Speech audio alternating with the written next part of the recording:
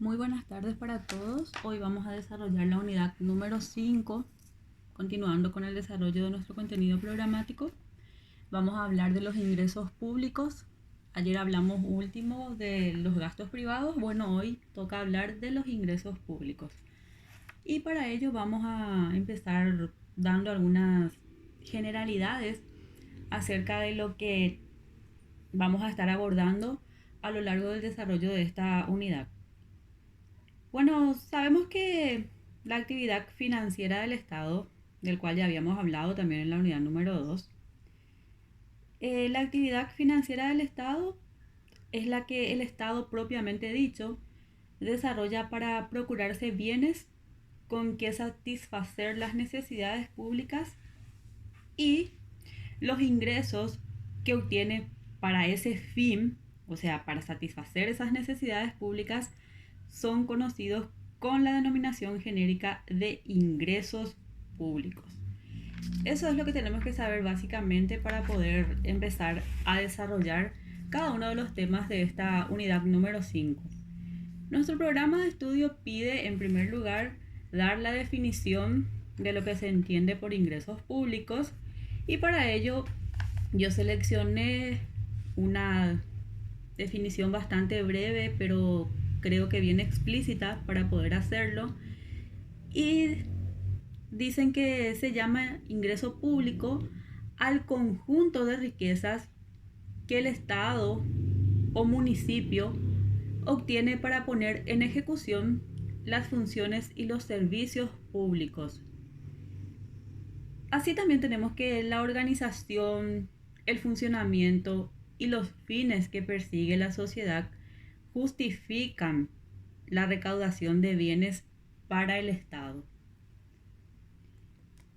El siguiente punto de esta unidad 5 es la que atañe a la clasificación de los ingresos públicos según nuestra Constitución. Ayer les dije que el artículo 178 y el 179 habla de estos puntos. Les dije que no iba a precisar porque teníamos una unidad que habla de ellos y bueno, aquí está esa unidad. Nuestra Constitución, si bien no hace propiamente una clasificación de los ingresos públicos, podemos citar los artículos que hacen referencia a ellos y son, en primer lugar, el 178, que en su acápite dice de los recursos del Estado, y el artículo establece que para el cumplimiento de sus fines, el Estado establece impuestos, tasas, contribuciones y además recursos. Entonces, los fines que persigue el Estado es satisfacer las necesidades de su población. Para poder cumplir esos fines, dice que el Estado establece o impone impuestos, tasas, contribuciones. Eso es lo que dice básicamente este artículo, por lo menos la parte que a nosotros nos interesa. Es más largo el artículo, pero esa partecita es lo que tiene que ver con nuestra materia. Bueno, siguiendo con el artículo 179, su acápite dice de la creación de los tributos y dice que todo tributo, cualquiera sea su naturaleza, será establecido exclusivamente por la ley, respondiendo a principios económicos y sociales justos, así como a políticas favorables al desarrollo nacional. También les dije ayer que los tributos se clasifican en impuestos, tasas, contribuciones y una cuarta sección que es la parafiscalidad, por más que no se conoce tanto. La clásica clasificación es la tripartita, que es la que les dije que los tributos se clasifican en impuestos, tasas y contribuciones.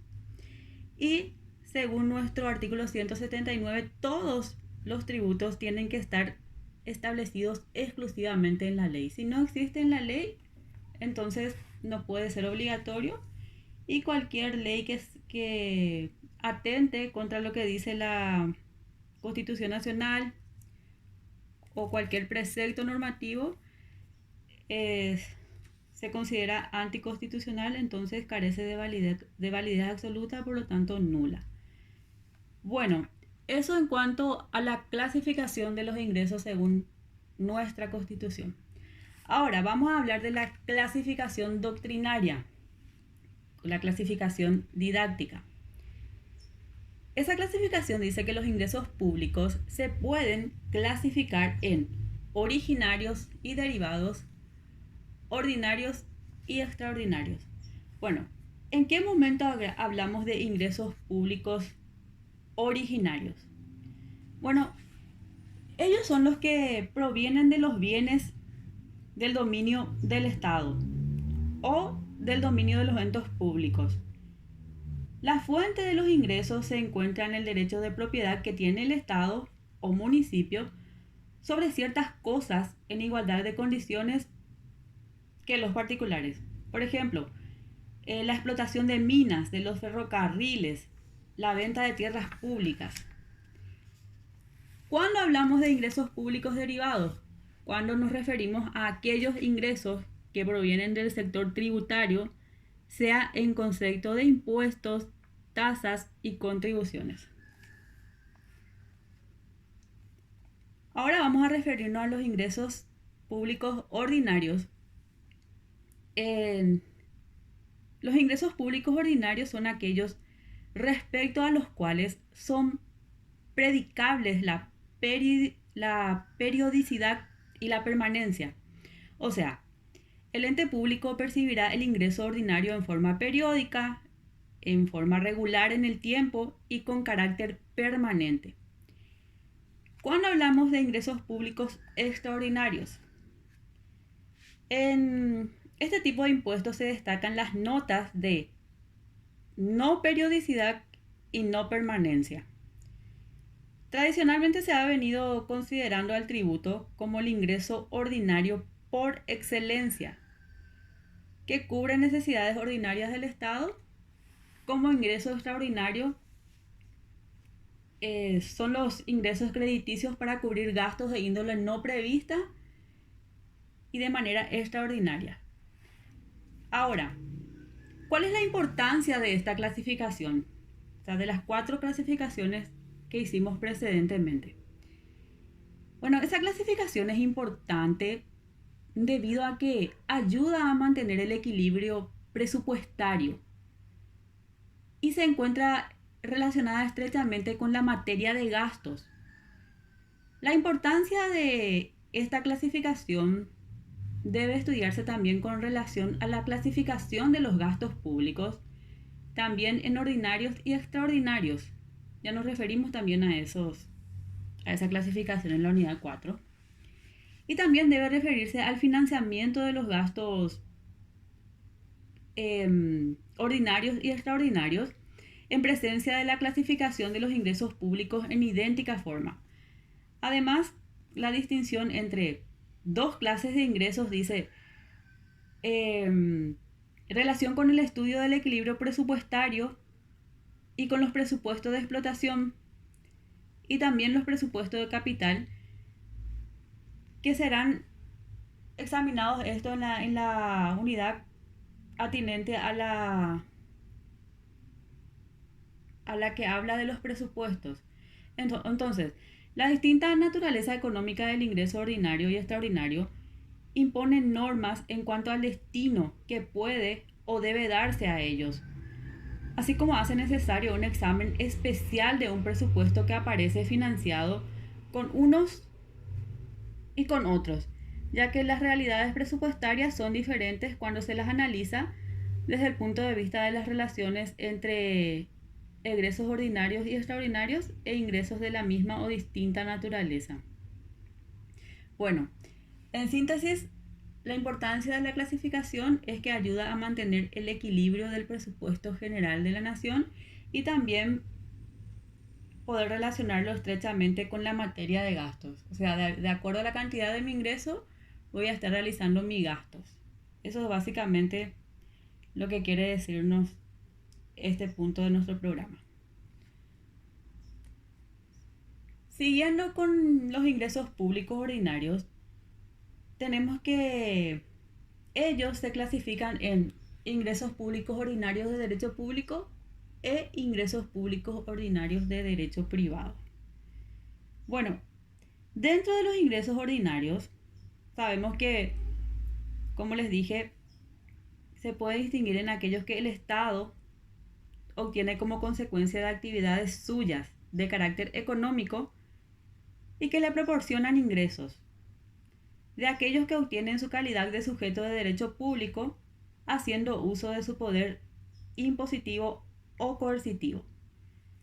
En efecto, el Estado posee un patrimonio constituido por bienes de distinta naturaleza, por bienes territoriales, industriales, comerciales, y en ocasiones también derivan de ellos ingresos, ya sea a título de renta de sus bienes o dividendos de acciones de las que el Estado es propietario.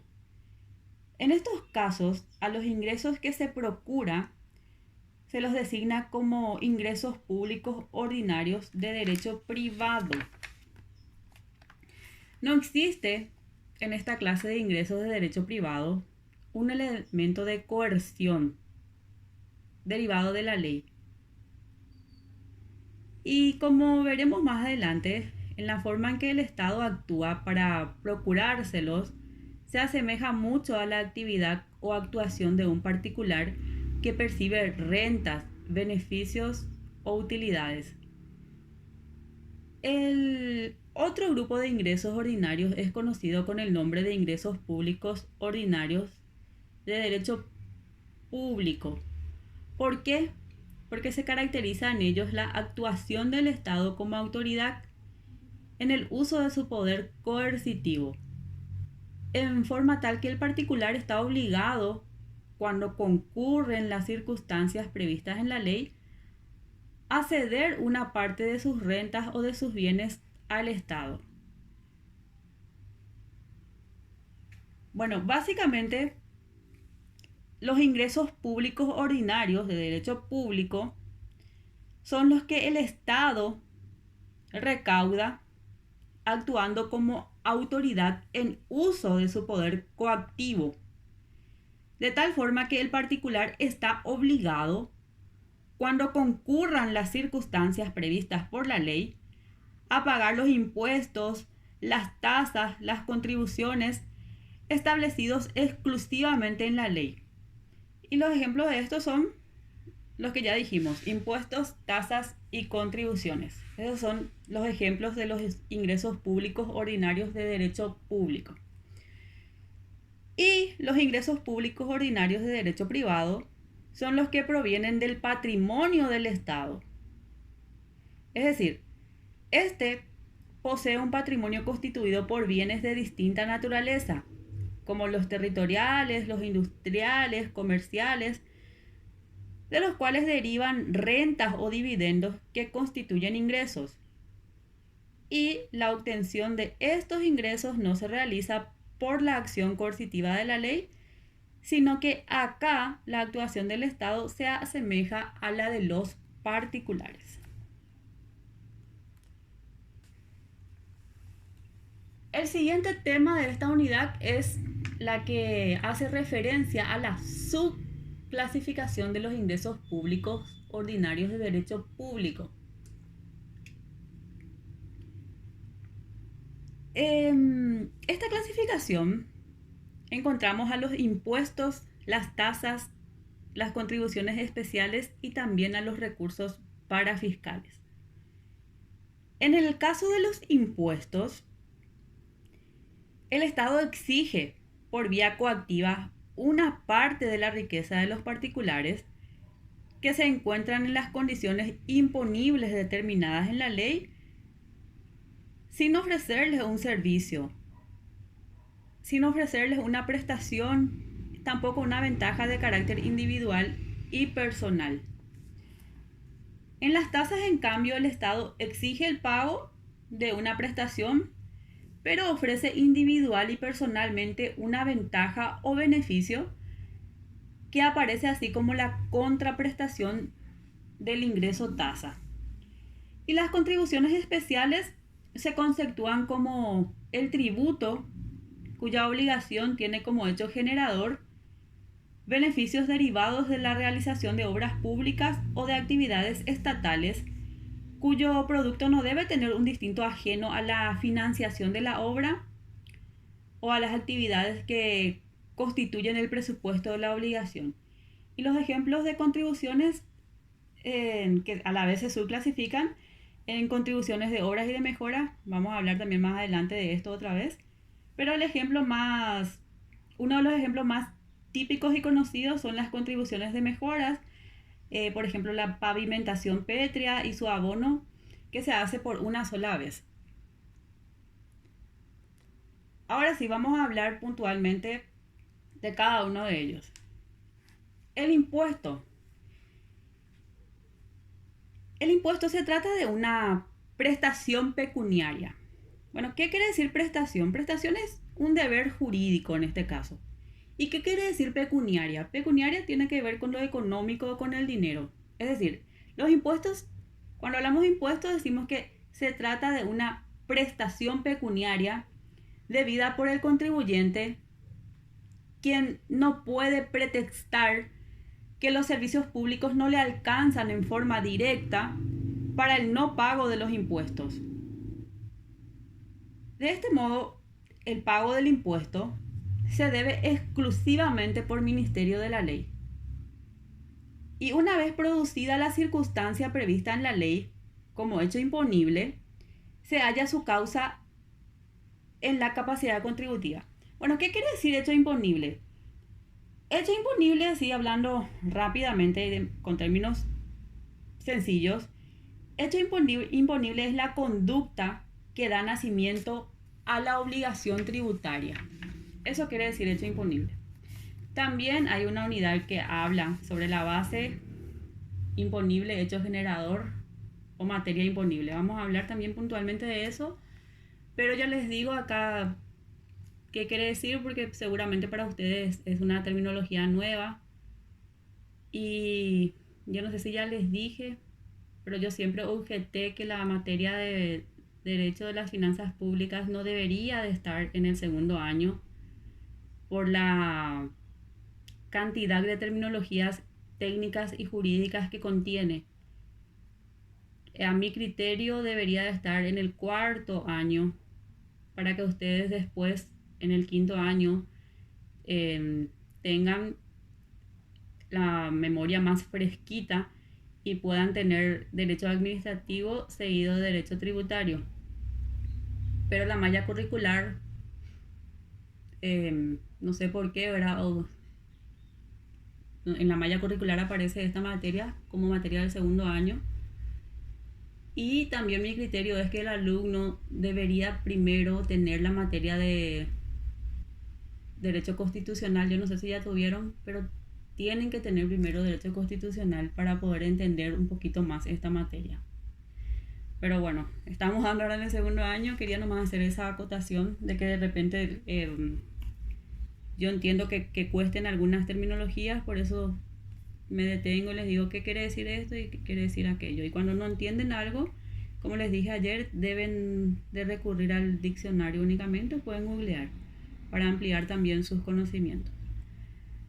Bueno, vamos a pasar ahora al siguiente punto, que es la siguiente clasificación de tributo, que es la tasa. Y la tasa es la retribución que está dada en base a un servicio prestado en beneficio directo del ciudadano y puede tener unidad de medición. Los ejemplos más típicos de las tasas son la expedición de un certificado, la legalización de documentos, el uso de guinches portuarios, la utilización de depósitos aduaneros, la desinfección de un local, el control de chapas. Hay una infinidad de ejemplos de tasas. Y también una observación, que igualmente, no habiéndose prestado el servicio y lógicamente no se ha generado ningún tipo de crédito a favor del Estado, entonces en ese caso el particular puede negarse a pagar el tributo, la tasa en este caso. Pero esto siempre es relativo porque la municipalidad, por ejemplo, cobra las tasas de barrido y, o sea, de todas maneras, los use o no, se debe pagar por dicho servicio. Bueno, Luego tenemos la contribución, es la tercera clasificación de los tributos. Y ella es exigida por el Estado en razón de la ejecución de una obra pública o de la realización de un gasto que proporciona al obligado un beneficio patrimonial o una ventaja diferencial de contenido económico. En consideración a ese beneficio se entrega la suma de dinero por parte de los obligados individualizados en los sectores directamente favorecidos. También puede ser contribuciones sociales que encuentran su razón en la ventaja que le produce la realización de un gasto efectuado por el Estado. Aquí se incluyen, por ejemplo, todas las contribuciones de seguridad social. Les dije que las contribuciones pueden ser de obras, como las pavimentaciones, y como les dije hace rato, y las contribuciones sociales, o de seguridad social, de seguro social, por ejemplo, seguro del Instituto de Previsión Social. Y por último, tenemos a la parafiscalidad. Bueno, la parafiscalidad es aquella categoría de tributos del gobierno que permiten financiar un fin específico. Algunos doctrinarios, por ejemplo, dicen que la parafiscalidad no es un tributo, porque tiene naturaleza mixta, dicen algunos. Dicen que una parte de los ingresos van a las arcas del Estado y otra parte supuestamente van al fondo de los particulares. Entonces hay hasta ahora una divergencia en cuanto a la doctrina. Algunos dicen no, la clásica clasificación de los tributos es la que hace referencia a los impuestos, tasas y contribuciones, y otros dicen que la parafiscalidad también debe ser considerado tributo porque una parte de esos ingresos van, como les dije, a los fondos del erario público. Bueno, nosotros no podemos desconocer este tema, entonces también tenemos que estudiarlo acá, y por sobre todo porque nuestro programa de estudio pide. Y bueno, como les dije, la parafiscalidad es esa categoría de tributos del gobierno que permiten financiar un fin específico. Es decir, son aportes de los cuales se conoce qué gastos o transferencias sostienen. O visto de otro modo, las contribuciones parafiscales son aquellos pagos obligatorios que los ciudadanos deben realizar para asegurar la financiación de un servicio o beneficio administrado por el Estado. Y la nota característica de este tipo de tributos es que este ingreso escapa a las reglas de la legislación presupuestaria. Y el ejemplo más conocido de todos es la seguridad social. A través de estas aportaciones, el Estado busca asegurar el estado de bienestar de la ciudadanía y con lo recaudado la seguridad social. Busca asimismo financiar transferencias de dinero, ya sea por desempleo, jubilación o pensiones, por discapacidad, así como el seguro médico, el servicio de educación, entre otros. Bueno, el más típico ejemplo es el aporte que se hace al Instituto de Previsión Social para poder tener acceso al seguro médico y también a la jubilación cuando llega la edad determinada por la ley. Ahora, para terminar con esta unidad, tenemos aquí una nota importante y ellas son las diferencias, así de manera puntual, entre los impuestos, las tasas y las contribuciones. Tenemos que saber que lo que caracteriza al impuesto es que se trata de una prestación pecuniaria debida por el particular sin ninguna clase de obligación por parte del Estado en forma directa e inmediata. Bueno, un típico ejemplo para entender esto, yo me voy a la municipalidad, ¿qué pago ahí? Mi impuesto inmobiliario. Bueno, yo me acerco al cajero, le digo quiero pagar mi impuesto inmobiliario Lo único que yo voy a recibir es mi comprobante de pago de impuestos. O sea, no voy a tener ningún tipo de contraprestación de forma directa e inmediata de parte del Estado cuando yo me voy y pago mi impuesto en la municipalidad. ¿Por qué? Porque ellos después, bueno, yo les voy a hablar así didácticamente. Después ellos ven cómo distribuir esos fondos, o sea, ese impuesto, ese tributo que vos pagaste para poder hacer mejoras en tu ciudad. Bueno, en tanto que las tasas y las contribuciones son prestaciones pecuniarias debidas por el particular, pero en atención a prestaciones directas por parte del Estado. O sea, un ejemplo de tasa, le dije ayer, el servicio de recolección de basura o servicio de energía eléctrica. Ahí sí yo estoy recibiendo de manera directa e inmediata una prestación del Estado. ¿Por qué? Porque me está prestando un servicio. Viene y el recolector de basura lleva mis desechos y bueno, yo pago también mensualmente una tasa por ese servicio que estoy recibiendo directamente por parte del Estado y de manera inmediata. También el servicio de energía eléctrica, ahora mismo todos, gracias a la ANDE, ¿verdad? Ya que pagamos la factura, estamos teniendo servicio de energía eléctrica, entonces estamos recibiendo una prestación directa e inmediata de parte del Estado. Entonces, esa es la diferencia entre el impuesto y las tasas y las contribuciones. Bueno, hasta acá nuestra unidad número 5 y mañana vamos a continuar con la unidad número 6.